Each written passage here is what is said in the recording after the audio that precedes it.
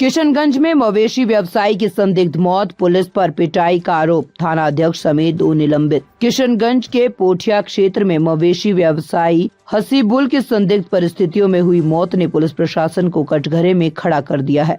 हसीबुल को मवेशी लूट के आरोप में गिरफ्तार कर जेल भेजा गया था। जेल में उसकी तबीयत बिगड़ने के बाद उसे उपचार के लिए सदर अस्पताल, फिर भागलपुर और अंततः पटना भेजा जा रहा था, लेकिन रास्ते में ही उसकी मौत हो गई। मृतक के परिवार वालों ने पुलिस पर गंभीर आरोप लगाते हुए दावा किया है कि हसीबुल को पुलिस ने बुरी तरह से पीटा, जिसके कारण उसकी मौत हुई है।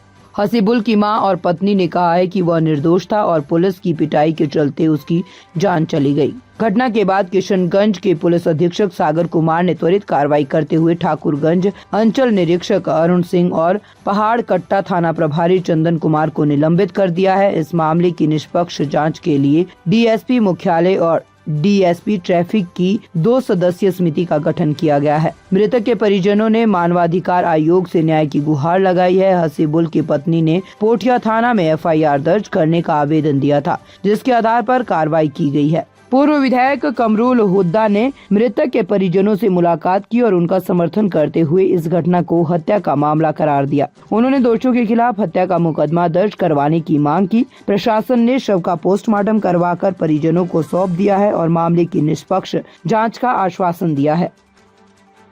वीडियो देखने के लिए आपका धन्यवाद। अगर आप इस वीडियो को फेसबुक पर देख रहे हैं तो कृपया हमारे पेज को फॉलो करें, और यदि आप YouTube पर देख रहे हैं तो कृपया हमारे चैनल को सब्सक्राइब करें। आप अपने दोस्तों में या फिर फेसबुक और व्हाट्सएप ग्रुपों में महत्वपूर्ण खबर यानी अफवाहों से दूर सटीक और सही जानकारी वाली इस खबर को साझा करना ना भूलें, ताकि वे भी सटीक और विश्वसनीय खबरों से अपडेट रह सकें।